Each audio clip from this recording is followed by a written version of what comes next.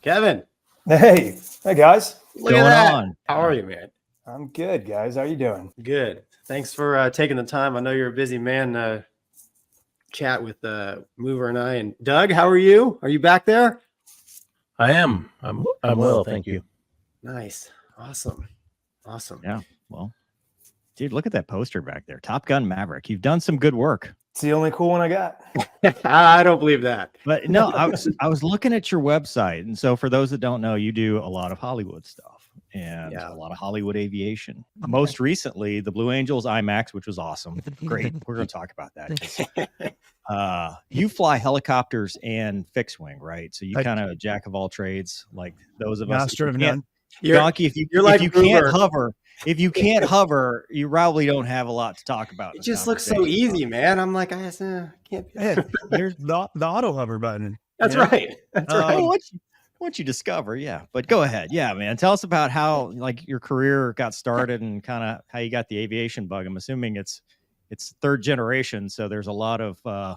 It's kind of cliche and more simple than you'd think. Grandfather flew in the Air National Guard. My dad fell in love with aviation from a young age. He did a lot of really cool aviation stuff, including becoming the motion picture stunt pilot and aerial coordinator by pure chance on the very first original Incredible Hulk. And I was born into the industry and just loved what my dad did. I thought that was so cool. Filmmaking. It is cool. So the guy's my hero and icon. I mean, I saw him today. Great relationship with my dad. He's mostly retired, but that's what I wanted to do. I was like, man, this is awesome. So I'm like 6 years old and I knew exactly where I wanted to go and what I wanted to do. The only thing that ever almost derailed me was the 1986 Top Gun movie. I was like, man, I want to fly F-14. And of course, by the time I would have got in, they would have been gone already. But that was the only thing that almost derailed me. But I stayed the course, and I started dabbling when I was a teenager, just on set with him, driving fuel trucks, washing windshields, cleaning tires. And he knew I wanted to do it. And he said, look, if you ever want to do this one day, no one's going to trust you. You're going to be Kevin LaRosa Jr. They're going to just think you're my son, and you're going to fail. So the guy I look up to basically said, you got to leave, go do everything else, go figure it out. You're your own aviator, go make mistakes. And when you're ready, if you still want to do it, come back to it. That's what I did. That's awesome. Dude, that's awesome. Your dad gave you a huge bit of wisdom there by telling you to go out and get that experience. Because, I mean, as you already know, there's a lot of ways aviation can hurt you. Oh, yeah, I agree. Now, did you start fixed wing and then do the helicopter thing? Or how did that work? Was your dad doing both as well? Or he was doing both. Path did you... He wanted me to start fixed wing. So that was sort of mandated by Pops. He said, start fixed wing. I know you want to do helicopters, but start fixed wing and get a base, a foundation for all the fixed wing stuff, and then transition with helicopters. So that's what I did. And I'm glad I did it that way. It's honestly, I still think today it's a little cheaper to do it that way as well. I could be wrong on that. I'm not a CFI. But it was interesting. I wanted to be an aerial coordinator and stunt pilot, but I didn't want to just be relegated to one platform. I wanted to try to be as versed as possible, be able to fly a lot of different platforms to a really high skill level. So I wanted to do jets, helicopters, airplanes, and I kind of tried to just mix myself in as many trades as I could.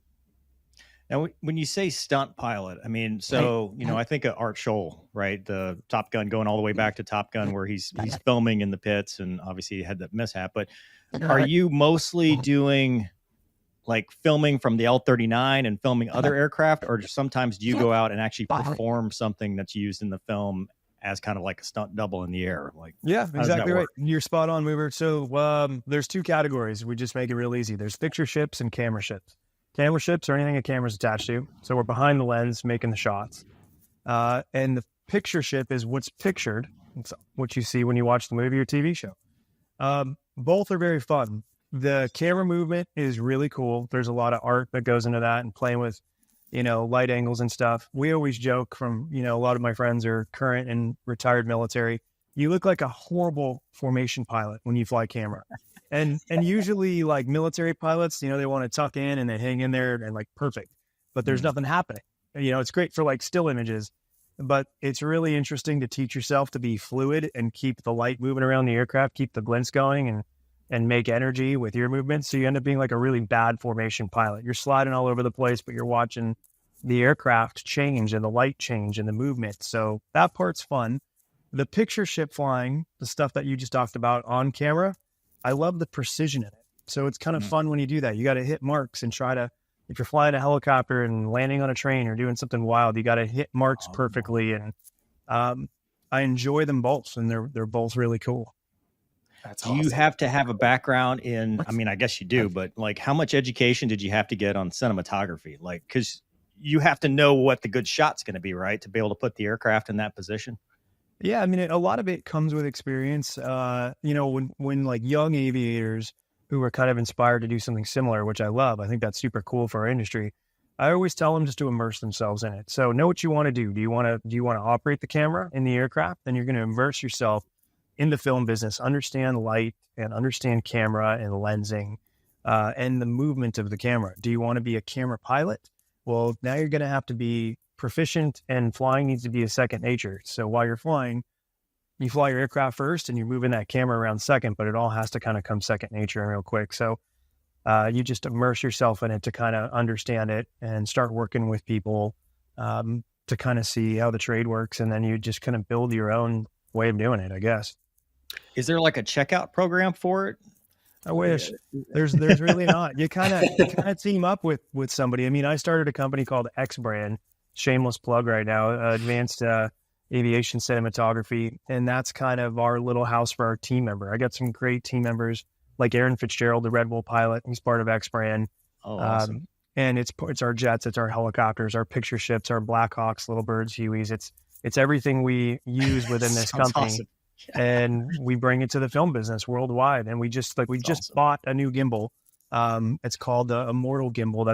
It's hoping for 500 knots and 7 Gs. You know, wow. A Top Gun Maverick, I was flying an L39, which, by the way, if there's any L39s listening to this, they don't go that fast. I know when I say the gimbal does 350 knots and 3 Gs, they're like, your L39 doesn't go 350 knots, which is true. They look like they're going fast on the ramp, but they're kind of gutless. But what it gave us in that L39 was the ability to maneuver. Like, I had amazing situational awareness with the canopy and the wing so far aft that we can kind of start merging in dogfight with guys, and we'd be out of it real quick because they run away from it. But that gimbal was 350 knots in 3G. That was my gimbal limitation. The one we just tested is 500 knots in 7G. So we're really up in the bar right now. And that's kind of what the new company's built to do. Just keep the tools going, keep the trade going, bring new people into it so we can keep, building the teams up and keep this whole trade going.